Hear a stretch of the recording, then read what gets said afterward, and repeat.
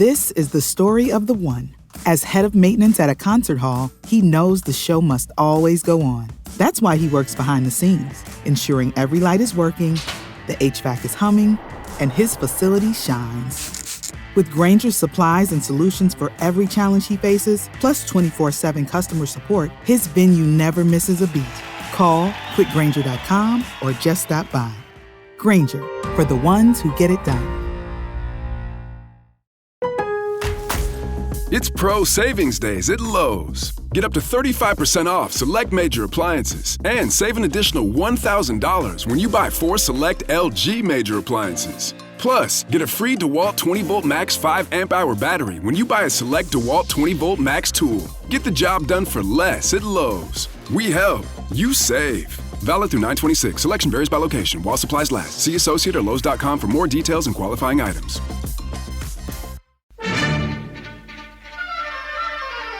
Gather round, everyone, and prepare to be swept away by the thrilling exploits of Geno Cuddy, Clive Davis, and Nick Sheehan as they embark on a daring journey across the silent screen. They'll ride through the annals of film history, recounting the captivating saga of the silver screen's very first Western superstar. This, ladies and gentlemen, is Heart to Heart, the William S. Hart Podcast.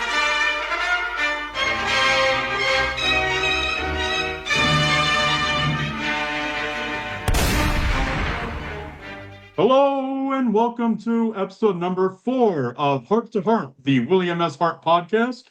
I am, of course, Geno Cuddy, and I am joined by my regular co-hosts, Nick Sheehan and Clive Davis. Now, this episode is going to be a short and sweet one, as we are reviewing 2 of William S. Hart's last short subjects, those being Keno Bates' Liar and A Night of the Trails, both from 1915.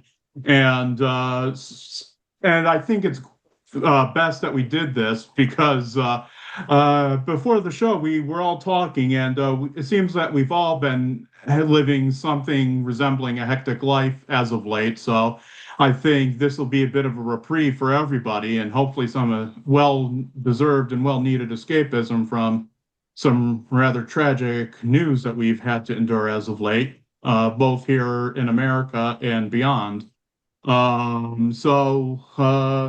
Let's get into it. The first film we're going to be reviewing is Keno Bates' Liar. This film was released August 27th, 1915. It was produced by the New York Motion Picture Company under the supervision of Thomas H. Ince, and it was distributed by Mutual under their KB banner. It was in production between May 6th to May 14th, 1915, and the production cost was $1,998.14, which in 2025 dollars is $64,094. And this film was preceded by an unavailable film, meaning a film that we didn't have access to, a film called Pinto Ben. This film, Keno Bates' Liar, was directed by William S. Hart with story and screenplay by J.G. Hawkes and Thomas H. Ince. It was photographed by Robert Doran, and the assistant director was Clifford Smith. The cast consists of Keno Bates, being played by William S. Hart, Wind River, being played by Herschel Mayall, Doris Maitland, being portrayed by Margaret Thompson, Anita, being portrayed by Louise Glaum, and Jim Maitland, being portrayed by Gordon Mullen. And the plot is, after being cheated in a card game by Keno Bates, Jim Maitland holds up the saloon, steals the money, and rides off. Bates gives chase and shoots Maitland dead. Upon learning of the arrival of Maitland's sister, Doris, Bates fabricates a tale of how Maitland was killed and takes the traumatized woman to his cabin. Anita, a dance hall girl, infatuated with Bates, exposes him to Doris. When Bates returns, Doris shoots him. As Bates trails out of town, his sidekick Wind River visits Doris and tells everything. Bates collapses in a field where he is found by Doris, who helps nurse him back to good health. Now, what did we think of Keno Bates' Liar, otherwise known as The Last Card? Well, It's a weird I title, The Lost Card. It doesn't, unless they're talking about the like the card that they find on the body of the brother. I was like, because that makes it sound like it's going to be the gambling will be more central to the story. But anyway, Liar, the Keno Bates Liar title makes more sense to me. And I would say both of these films, I was really struck by how naturalistic the acting is starting to get. I still have in my mind that silent film is a place of like grand overacting and playing to the back row. get And yeah. really, this one, and even more the Night of the Trails, I was struck by how restrained and how like they're starting to really understand that the camera, you can get closer to the actors, you can do much less and have it do much more. Well, Um, you say that as well. Also related to that, in terms of William S. Hart, sometimes someone becomes a kind of iconic figure of the cinema or whatever, and you go back and you watch. There's always a point where that crystallizes, yeah. right? And for me, this was the first time, like watching this, just in terms of his features, like William S. Hart starting to look really lived in, isn't he? He's got a really distinctive lived in mug Yeah. in this film. So I'm wondering if this is the point at which that really happens, because obviously we're missing chunks. So Mhm. but for me, there was the first time I was looking at him, I was thinking, wow, what a great face, because it's Mm. not a traditional um matinee idol's face at all, which is I guess why he's quite good at doing these sort of Tough guy. anti-hero or somewhat ambivalent roles, right? Because he's got a face that can go either way in a way. Yeah. He's not a million miles away from Lon Chaney, actually. Mm. But obviously he didn't have the screen persona of a man of a thousand faces or anything. But he does have one of those very distinctive faces that uh, there's a lot of empathy in the eyes as well, isn't Mm. there? Mm. Yeah, and he's a rangy looking, like, I mean, he Yeah, looks, yeah, he looks tough, he looks scrappy. Um, yeah. But you want to know what's kind of funny is the is since we have Wind River in this, he gets to do a lot of the more thrashing about of women that William S. Hart, because Hmm. William S. Hart, it's not like, on the night stage earlier on where William S. Hart was the one doing all the thrashing about. In this, Louis Glom gets thrashed about by Mr. Herschel Mayall, and I almost get the feeling that, Hart was like, you know what, I'll let you do this because, I'm tired of thrashing women about it. It's become monotonous in my filmography. Right. Yeah. Uh, He's finding a hard time getting dates. Women are like, yeah, maybe yeah, not. yeah. Maybe not, William. Um, But I I like this one. It was okay. It was just, I think I might have said this before in our shows, but this film was just there. Again, yeah, it's not really an essential film, in his filmography. It's not like, if you want to get introduced to William S. Hart, you might not want to see this one because it's yeah, like, I mean, he's yeah, good, great in it, mhm. but it's like it's inessential. You know what I yeah. mean? Like, I Now we're a mean, few episodes deep, right? right. The novelty's starting to wane a little bit. So now we're just faced with each film as it comes along, and yeah, this is doesn't really stand out in any way, really, does it? But it's also Right, fine. right. It's not, it's It's not, fine, it's but not it's hugely Yeah. disappointing.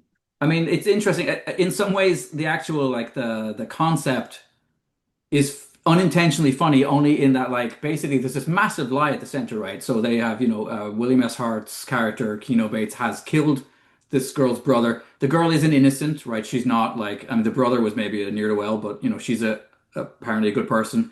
She shows up, he tells Wind River, okay, we gotta tell this huge lie. She can't know that we killed her brother. So in fact, they tell her like, oh, he died as a hero. He owned a mine with us, and oh yeah, so and he gives her his cabin. He's like, oh yeah, this was your brother's cabin, you can live here. Like they're really trying to take care of her, but it depends on everyone else in the entire town who knows what's happened and not saying anything. So just like that alone is kind of like okay, and then he starts wooing her, and it feels to me, and this is something I can't take credit for this. This is something a reviewer at movies silently I think .com. Let me just check here. Yeah, had pointed out, which is also if you've killed somebody's like closest next of kin, you Well, probably we've all been there. you probably do need to tell them when you're starting a relationship with them, like right away up front, because it's going to be a problem down the road, and it certainly is. I mean, there's a great moment early when he's wooing her and he gives her a gun, and you're like, well, this is not going to turn out well. Um, You say that though, Nick, but it's quite difficult to land that first date after you've made such a pronouncement. So I he don't was know if hoping, your technique works either. right, right. He was hoping You're like shut down at the starting gate. so he was going to wait for their 30th wedding anniversary to be like, you know what, honey, there has Yeah, been yeah, it's something I've been better, meaning to because if say. you're like, oh, I killed your brother, so we'll go for a drink sometime? No, I don't think it's Um, gonna but I work. have to say, we haven't mentioned that. What is her name? The vamp. Louise Uh, Blum, Oh, yes. yeah, she's a real piece of work in this. She's quite a bit of Mm. fun with her big hat and her crazy, she shows up with a stiletto to threaten the new girl, right? The sister of the dead guy, and like they get into a proper scrap. Like there's some fun stuff I think at the fringes of this. But yes, yes, absolutely. And Louise Glom is always a welcome sight in these films, and we're going to see her to a greater extent in our next episode where we're going to be reviewing Hell's Hinges. Hmm. Um, so but I, go ahead. I had another question about the last card, aka Keno Bates Liar, um, Mhm. was remade, right, as Blue Blazes. I can't read Rawdon? my own writing. Brawls, is that right? Blue Blazes Rawdon. Yeah. Yeah. Is that something we're going to be watching? Yes, because that was a William S. Hart film. Indeed, it was. No, Okay. I So was that'll just be wondering in terms interesting. of whether it was extant. Oh, yes, yes, indeed, and that'll be a film that we're going to be reviewing sometime down the line here. But that's rather interesting. I didn't know that this was later remade into a feature as Blue Blazes Rawdon. That's going to be an interesting like compare and Yeah. contrast. So Oh, we yeah. got to essentially put a pin in this Keno Bates conversation and just remember what's discussed here, and then Right. what compare it to when we finally do get to see Blue Blazes.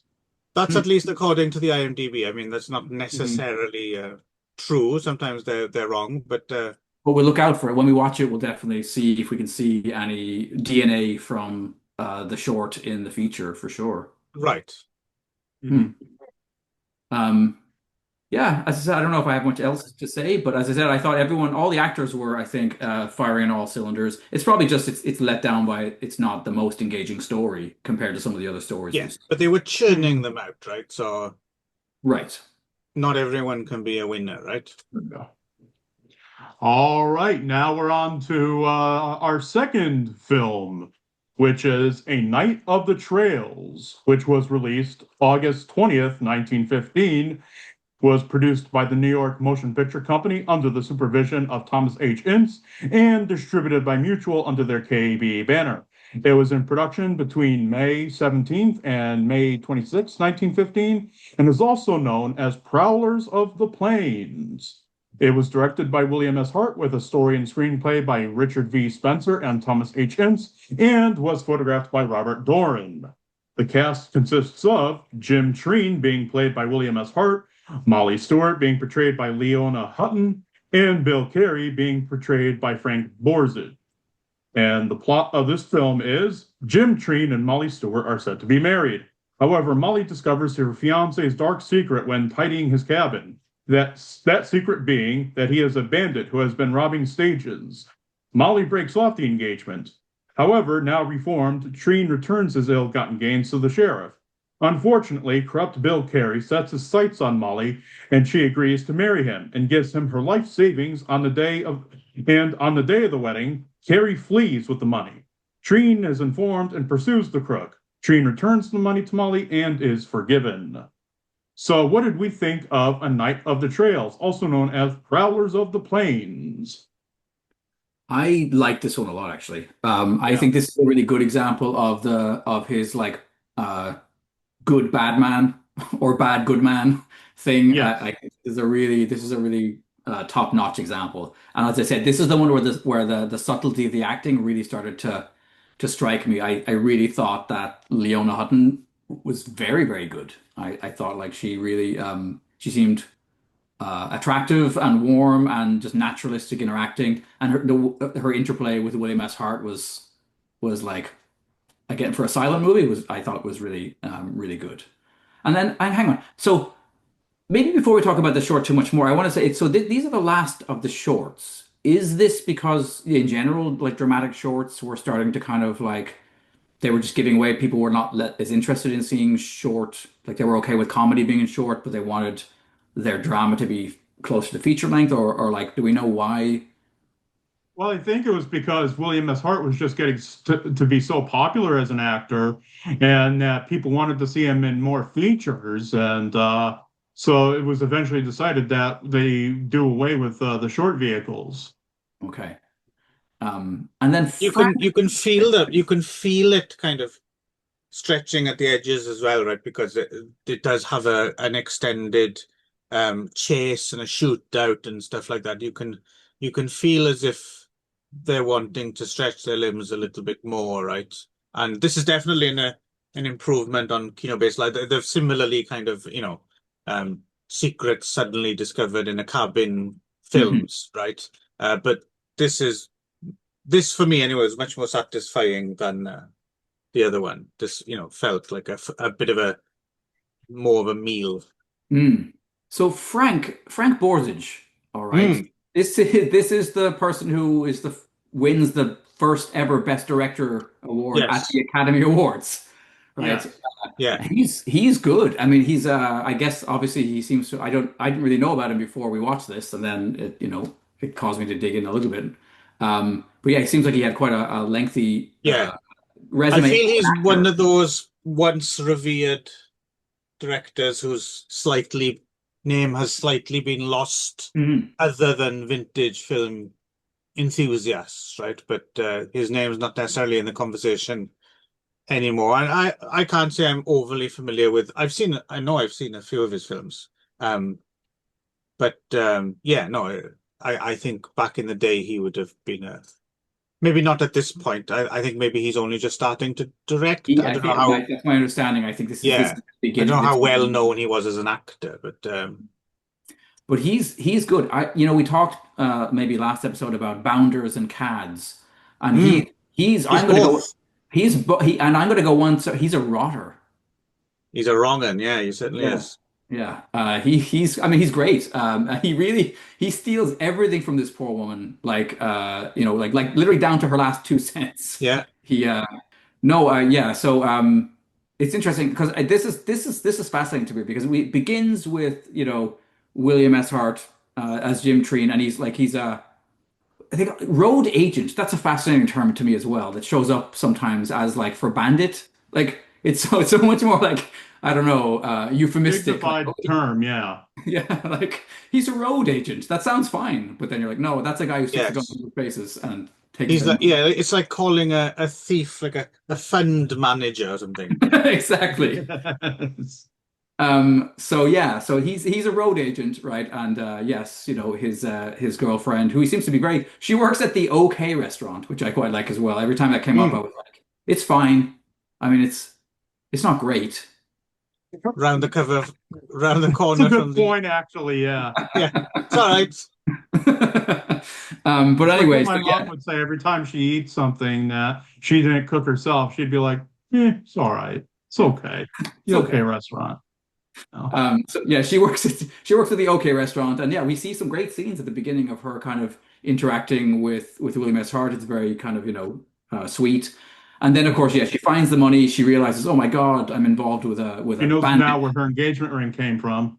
Yeah, so she turfs him, and then she moves on quickly to sketchy Frank Borzage, the bounder and the cat, and but it's funny because then what basically happens is he has to employ his skill set, his bad man skill set, in order to give her money back.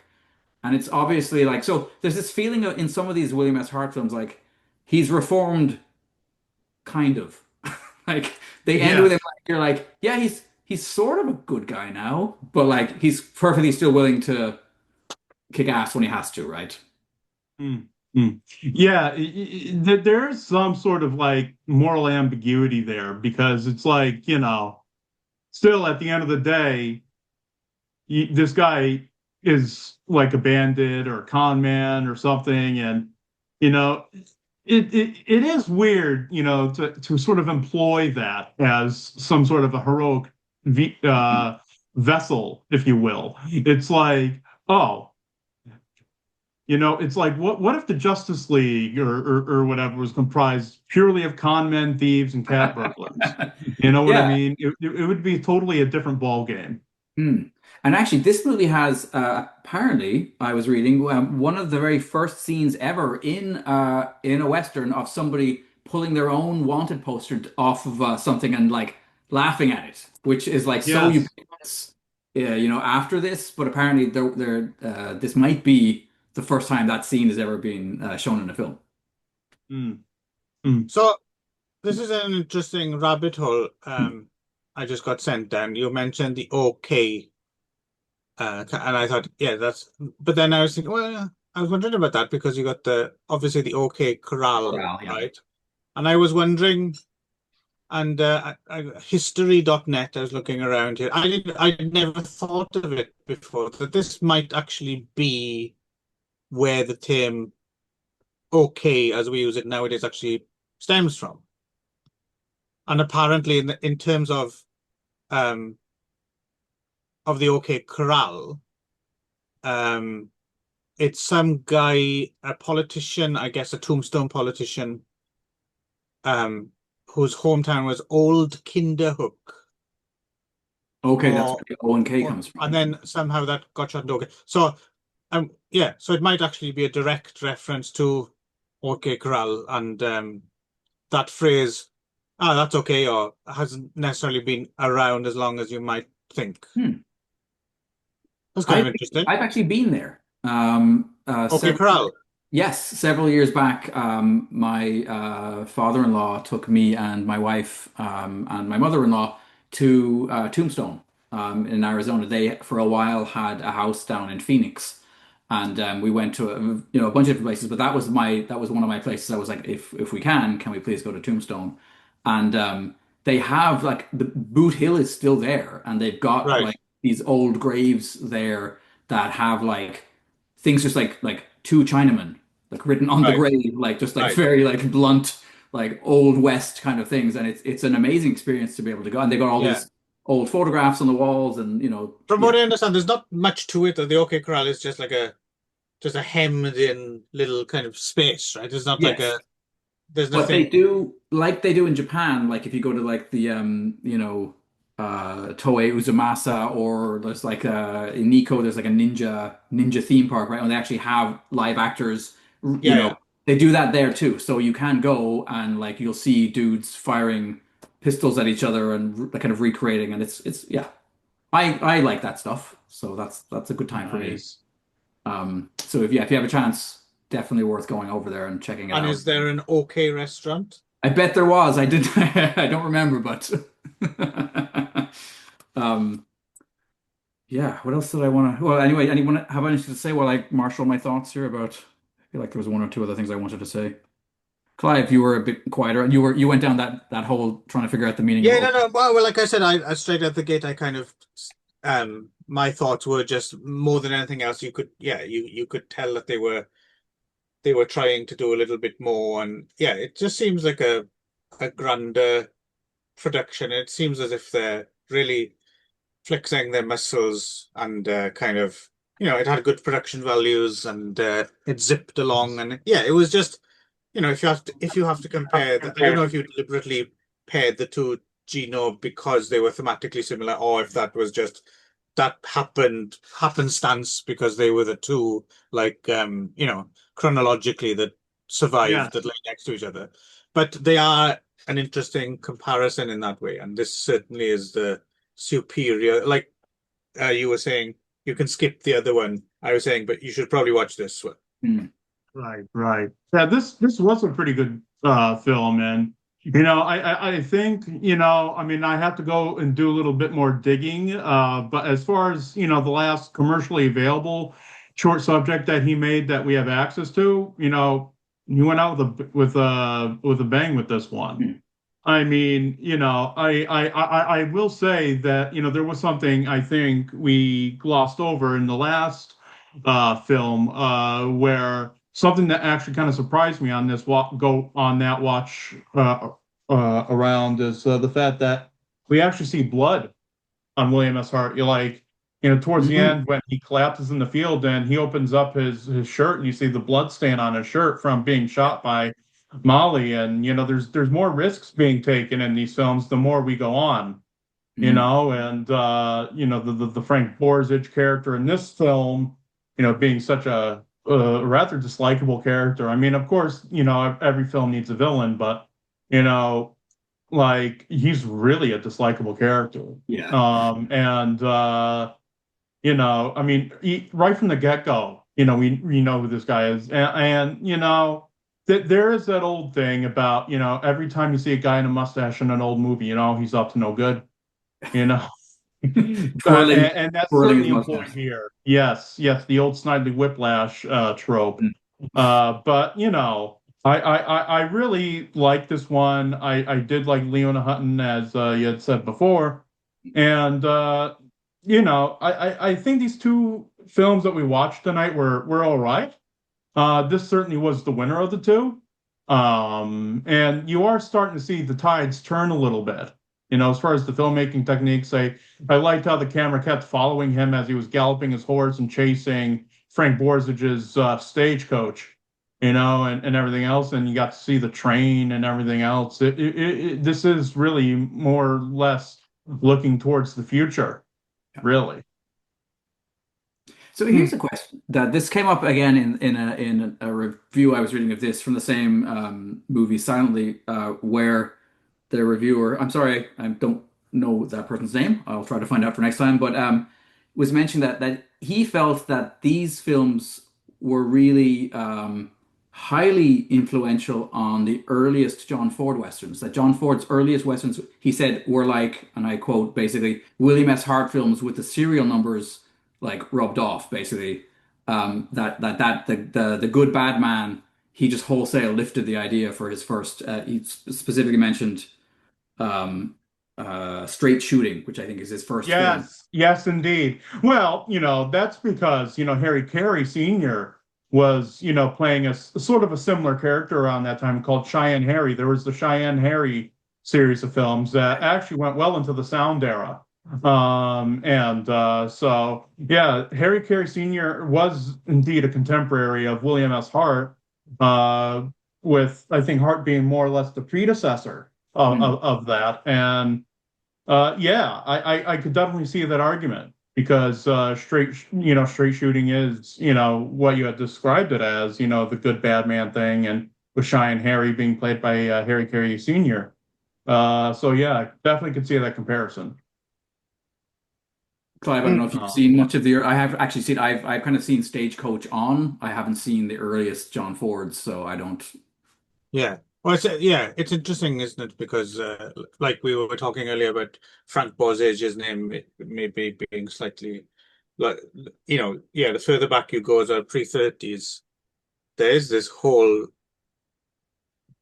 early years of cinema that I guess, yeah, probably primarily because it was silent, just isn't really part of the conversation anymore. And yeah, people know John Ford because obviously his career extended beyond that. But yeah, it is interesting to think of, you know, the whole dwarf standing on the shoulders of giants thing and Mm. everything, like how much was in the mix and the larger context. That's not to take anything away from John Ford, of course, who is a fantastic filmmaker, but clearly, yeah, there was, But he there wasn't were making things people from whole even cloth. before him. Yeah, Yeah. yeah, he wasn't. Yeah, he wasn't necessarily the originator of everything, right? He was drawing. Right, right, Yeah. right.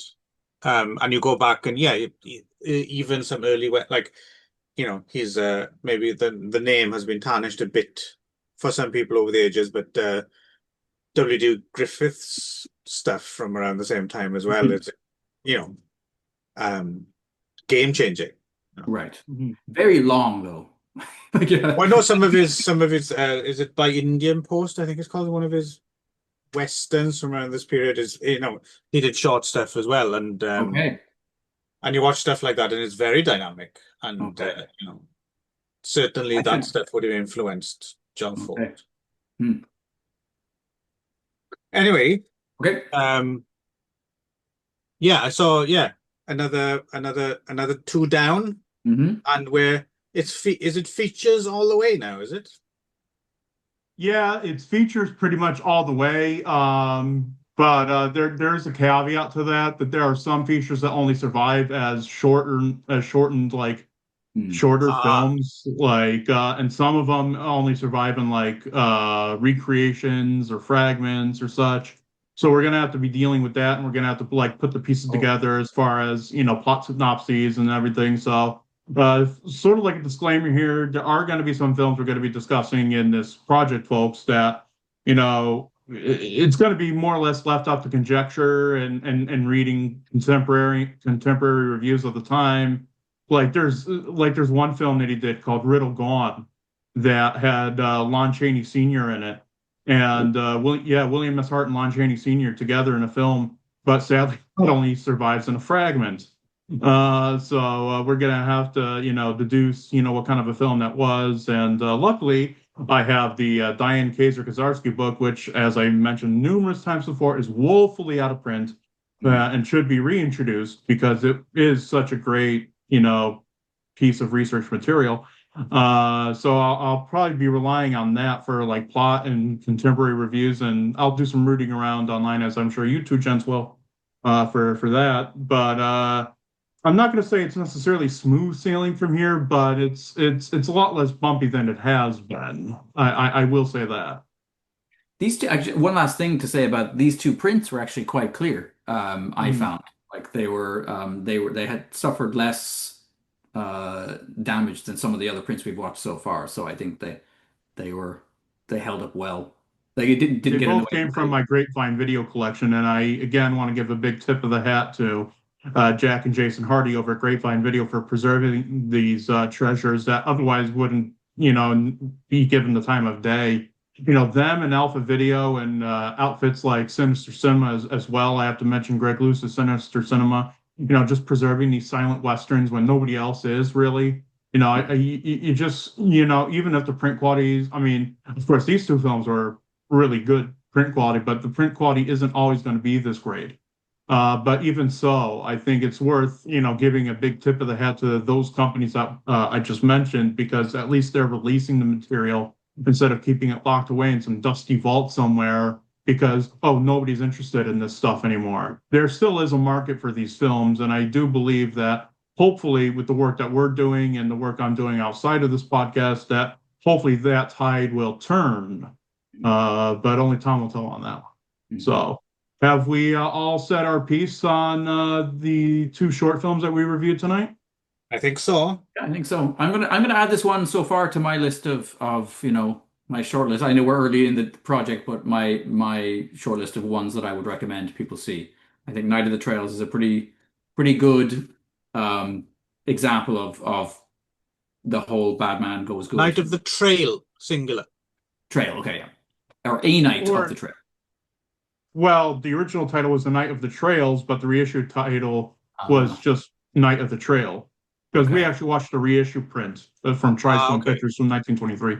But I'm the autistic nitpicker that I am, so just completely ignore that. But anyway, I think that this is the first time that I think all three of us are in agreement about what the golden film of the Hmm. night was, because Hmm. I think we've all had our disagreements in the past, but I think this Yeah. is the first time where we've all been on the same page. Like, yeah, Hmm. Night of the Trails is the film to watch out of the two that Mhm. we reviewed tonight. So yeah, I want to thank my co-hosts Clive Davis and Nick Sheehan for coming along on the trail with me again, and Yeah, be sure to be with us next time when we review the films The Disciple. And finally, at long last, we will be reviewing Hell's Hinges. And for Hell's Hinges, we will actually have a guest reviewer on that program. And that will be revealed once we record it. And other than that, check the links in the description, help us out, do whatever you want to do. And just keep listening to the show. And thank you all for listening. This has been Gino Cuddy. That's been Clive Davis. And that's been Nick Sheehan. And thank you for joining us for another episode of Heart to Heart, the William S. Hart podcast. Adios, amigos. God bless you all, each and every one.